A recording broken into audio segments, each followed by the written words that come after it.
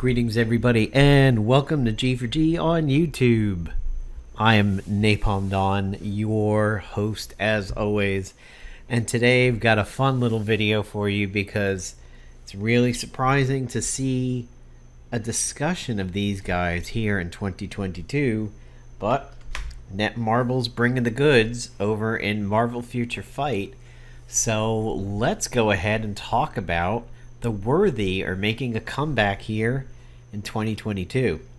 So, those of us who played Marvel Avengers Alliance back in the day, we are probably all part of the cult of the Worthy.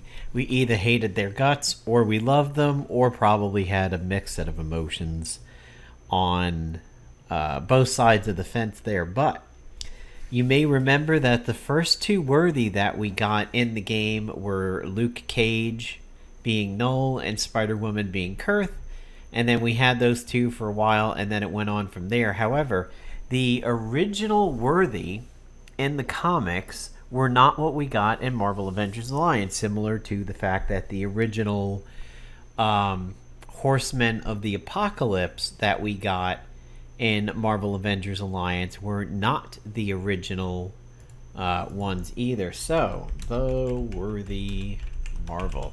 Let's take a good look at who we had over there. See if we can get a nice zoomed in picture. Nope, basically the same thing.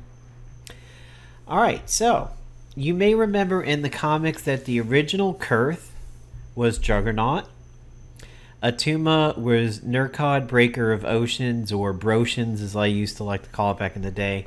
Titania was Skirn, Breaker of Men. Grey Gargoyle was Mach, Breaker of Faith. Absorbing Man was Greithoth, Breaker of Wills. The Thing was Angrir, and Hulk was Null. As we can see over here, we have Thing, we have Tuma, there's Hulk, there's Juggernaut, there's Absorbing Man. Over here we have Grey Gargoyle, we have Titania, and then we have Sin, who became Scotty.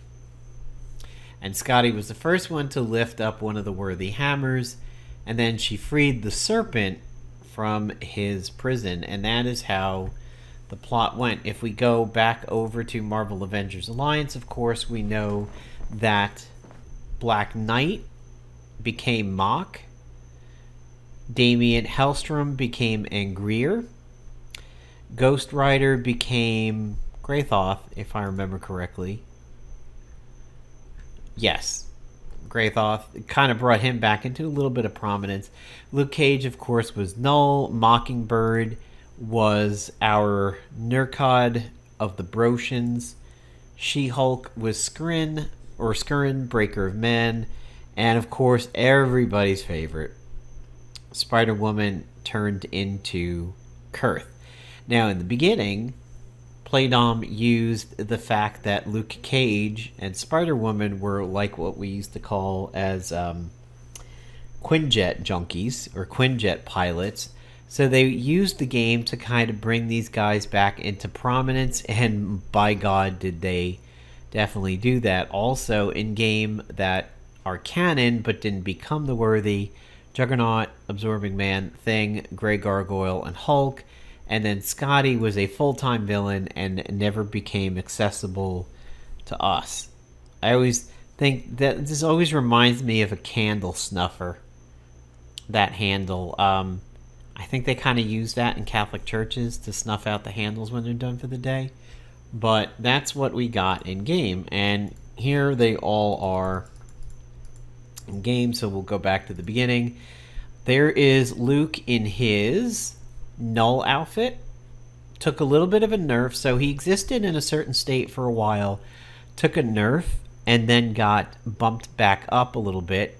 Kind of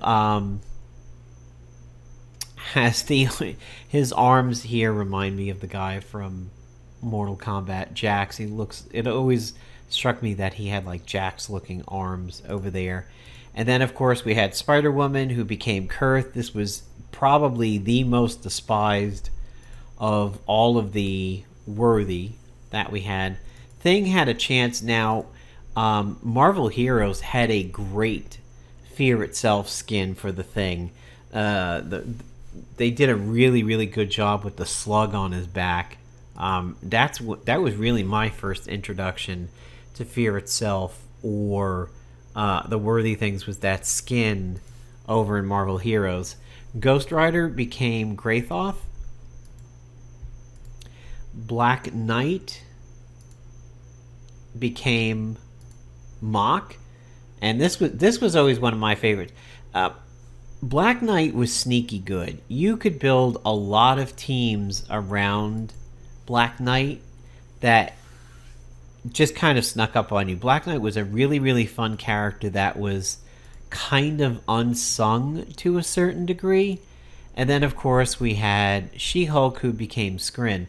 Now, I found Skirn to be, or Skirn, honestly, one of the weakest of the worthy in the game. It was nice to see that not all the worthy were ridiculously OP, and I honestly felt that Skirn just wasn't really that great in terms of the worthy. Kuurth and Null, honestly, no need to talk about them.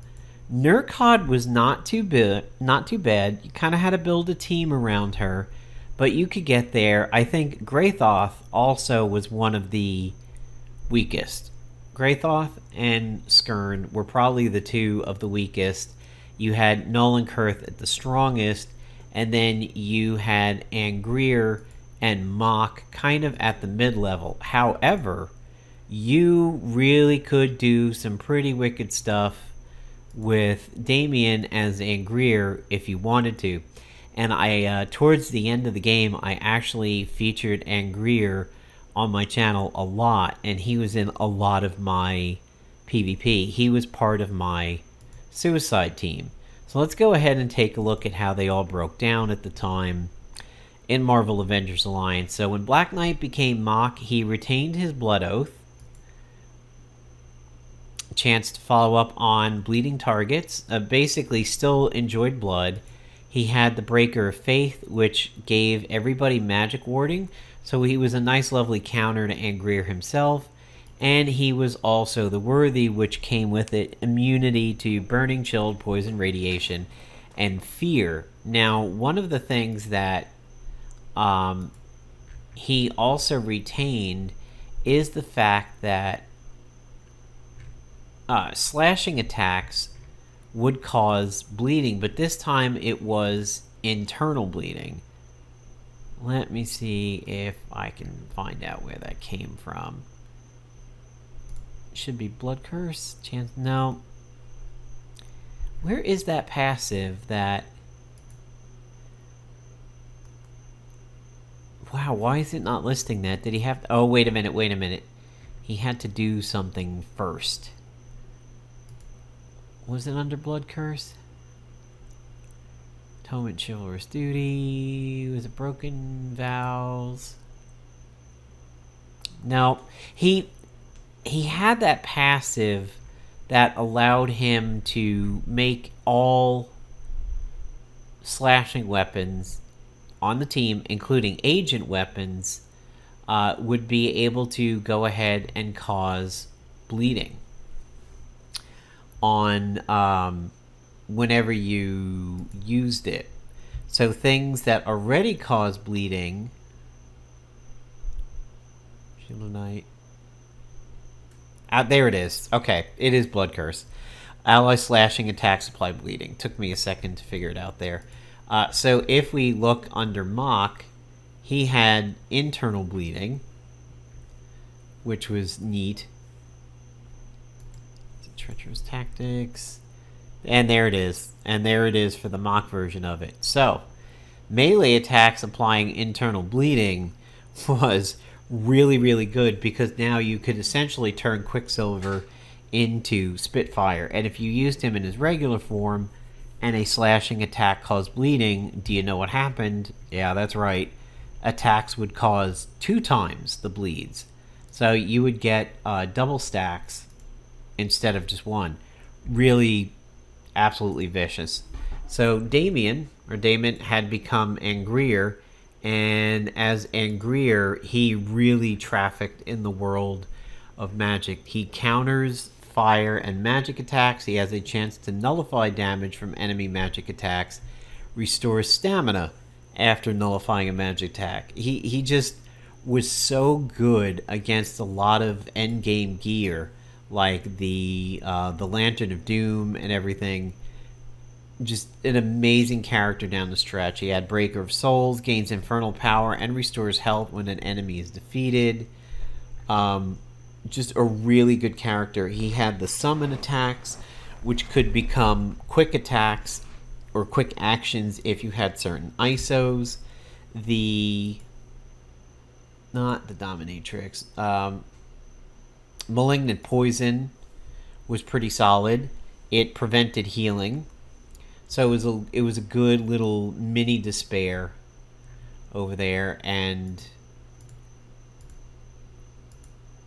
the Petite Mort, oh boy, yeah, that was another one that was despair. He just was really, really solid down the stretch there with his summons and everything. Cloaked in Shadows was good because all allies got that skittering darkness, which had a chance to avoid attacks. All attacks become stealthy.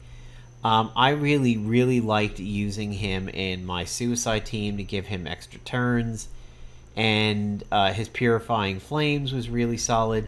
He was a fun character down the stretch. Excuse me, Twisted Flames if we're talking about Angrir over here. And countering attacks with Burning, Scorched, and Pyrophoric. Removing and preventing debuffs. It's just a really, really solid character down the end. And I think he, with the right ISOs, with the right setup and everything, was able to crawl out of a midline worthy and actually approach the top two. Ghost Rider becoming Greithoth, I don't even really remember that much about him because I don't think I cared that much. Breaker of Wills, chance to preemptively counter with Cower and Agony, has damage from non-hallowed attacks. There was some stuff around the Blade Spec Ops that was working with the hallowed effect. He had Malignant Poison, yeah, he did have Sin, and he still had some of that Ghost Rider thing going on for him, but I just don't think he was that strong. Gains Greithoth's Glory, equal to the number of sin effects on all enemies when you use that. Greithoth's Glory was an attack and defense, 10% for each stack. Maybe people were using him effectively. I feel like I didn't really hear anything about Ghost Rider. Luke Cage and Spider-Woman we're going to hold on to.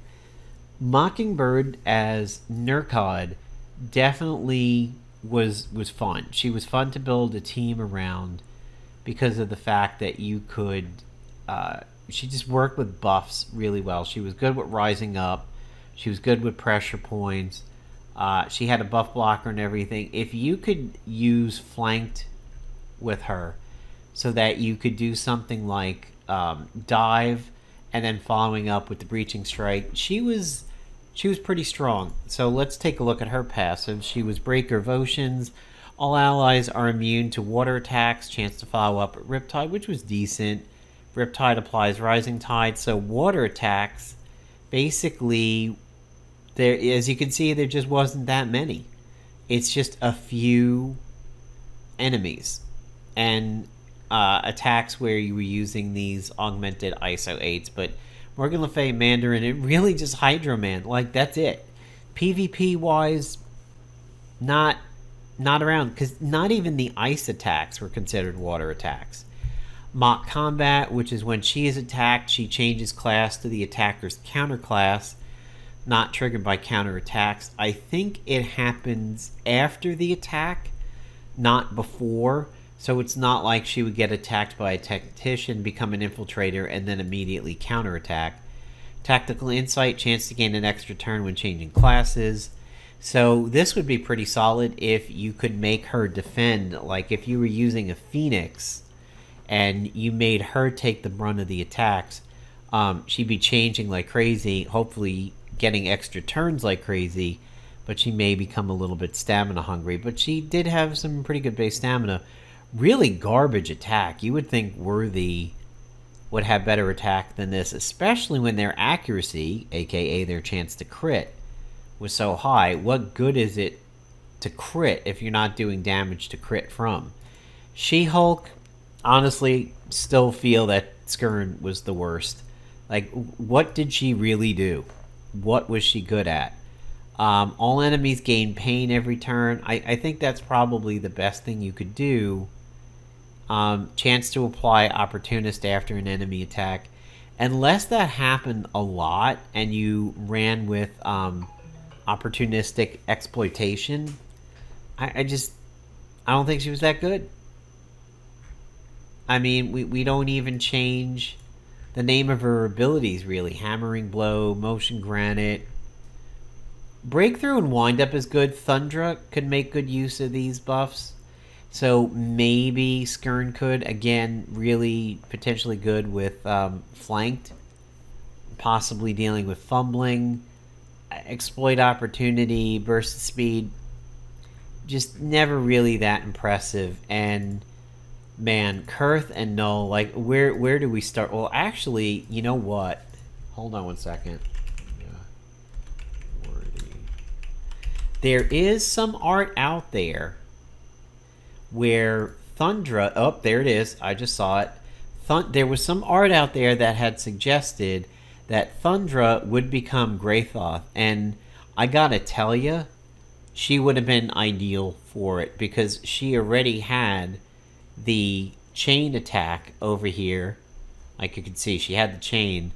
It really would have been so good to transition her over to being Greithoth. And I mean, that's good art. That's good art right there. The only problem was they were not able to work with her due to the fact that she was part of the Fantastic Four universe, really, and Playdom had lost the ability to work with that universe at the time, so they had to do something else. Plus, as you can see, Playdom was not going and using the Worthy the exact same way they were in the comics. They were doing something different, so they couldn't really have Thundra be Worthy in both the comics and the game because they were doing something different. So that's why we never really got her. It would have been interesting to see what we could have done with that, because I have done some videos on Thundra and Star-Lord. I think it's on my channel as Team Thundra Lord. It's an interesting video to check out. I would have liked to have seen somehow Tigra become a Worthy. She was always kind of sneaky fun. She was never that strong, but she was fun to use at times. So that's how they were in Marvel Avengers Alliance. Let's go and pop over to Marvel Future Fight, and we can see that they are sticking with the comics. So first up, we have Juggernaut as Null, or excuse me, as Kuurth. There's Kursama. That's exactly what we remember. Now, before we talk about them in Marvel Future Fight, we do have to talk about the elephant in the room, and that was the longest running quote-unquote bug that was actually a feature in Marvel Avengers Alliance that Playdom never really officially talked about, but never fixed either, and I think you all know what I'm talking about. The Elite ISO. That bruiser ISO called escutcheon. So, if you don't remember the Elite ISO, it was a ISO that you could stick on bruisers, and it caused drains on physical attacks. It was this thing. So there was also a little bit of a bug in the game where some people were reported as having 2 of these.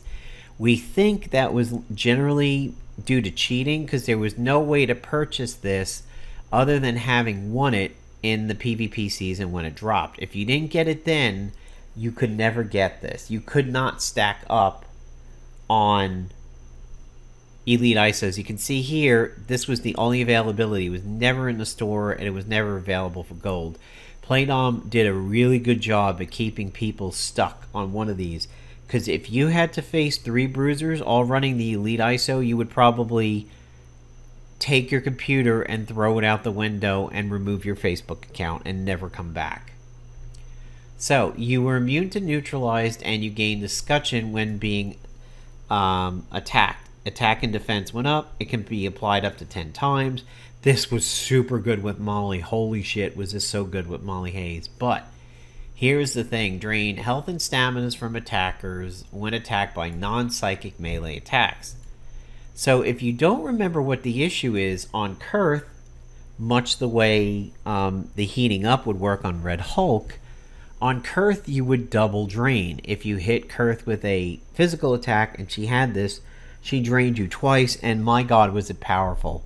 2 or 3 drains from Kuurth, or really 4, 2 or 4, and your character, if they weren't healed, was probably on death's door. Playnom never said why there was a double drain going on, and that is because the Elite ISO had an interaction with unstunnable characters. If a character could not be stunned, the escutcheon would double drain. So, Kuurth was not the only one that it happened to. However, down the stretch, she was the only bruiser that was really worth it to run that ISO with if they could not be stunned. If you could make it so that your agent could not be stunned and you ran the Elite ISO, yes, also you would be double draining, similar to Red Hulk. So again, here is Juggernaut as Kuurth. As you can see, his abilities look amazing. Honestly, if I was active in Marvel Future Fight right now, I absolutely, whether they were becoming meta or not, I would get these worthy skins. As it is right now, it really doesn't benefit me to spend my crystals or money in Marvel Future Fight, because I'm just not playing anymore. Sorry to say, maybe some of you guys are a little disappointed in that. I still cover the game when there's interesting things, but for the most part, I don't play this game anymore. I keep it around. I like to see what's going on with it. I'm not against it. The way I was like Looney Tunes World of Mayhem at the end and some other games. The game faded, and once you fade out of this game, it's hard to keep up. So I just kind of stopped. So here is Absorbing Man as Greithoth. Got these combo attacks here on his 4-5 and his 6. The chain damage this guy does, no pun intended. That pun was not intended by any stretch. His chain attacks are crazy, and I love this ability right here. This pinwheel is just fun. I mean, graphically, this is fun to see this ability.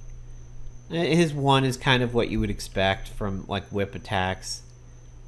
His 2 is short. Gives him a bunch of buffs. Decreases all speeds. Everything he does, by the way, restores hit points. It is amazing how much survivability this Absorbing Man probably has, because everything he does recovers at least 6% or more of his health. Just seems impossible to take down. And so finally, well, not finally, we've got 2 more. Here we have Hulk as Null. So this was one of the best skins to date for Hulk, was the Immortal Hulk. It turns him into a villain, along with the Maestro. The last hero skin that I happened to grab was the Ragnarok one, but I actually had heard that Immortal Hulk was really, really solid, so I grabbed that skin or that uniform way back, but I never really was using Hulk for anything, and around the time that I grabbed the skin is when I stopped. But I mean, God, look at this skin. It's amazing. I mean, let's be honest, Luke Cage did a good job pulling off Null, but how can you argue with the coolness factor of this, especially with the bright yellow neon striping? So, and I mean, even all his abilities just look like they have so much impact. in the game over here. Everything he does just looks really, really harsh. And I think, is this the one that extends? One of his abilities, I think the hammer grows super big. But it might not actually be Hulk. It might be Titania. Everything is just very... Oh, there it is. There it is. This is the one that I was thinking of. Everything he does is flashy. It's a lot of hits in the chain combos. Not as much as Absorbing Man, but just looks really visceral. You got Fracture, which reduces healing. Counters ignore targeting. Lots of stuns and paralysis. Hit points up on that one. And then here's his big ultimate. I mean, that almost looks like an anime final attack over there. And then, of course, he can still summon Cap for a boost. Just, I would hope that this Hulk becomes meta in that uniform. It would. I feel like it's an incredible waste and a shame if these worthy don't become meta with these uniforms. Now, here is Titania, and back in the day, I actually used to use Titania a lot. Mostly because she had some really good abilities for sustain. She was one of my early characters that I used to defeat world bosses when I first started fighting them. So I have a little bit of a soft spot for her. And again, everything she does just looks cool as hell too. So that one's a little weak. Her 1 and her 2 are mildly flashy. Now the 3, you'll notice she just kind of stands there and she gets a bit of buffs and she attacks. What it is, if we turn on the AI, this is a counter ability. And of course the tooltip just blocked everything, so let me get her in position.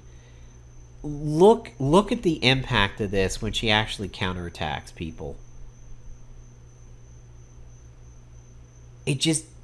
That's not me holding the button down. That is what the move does on one click. If you hit that and you get attacked, this is what she does automatically with no input from you.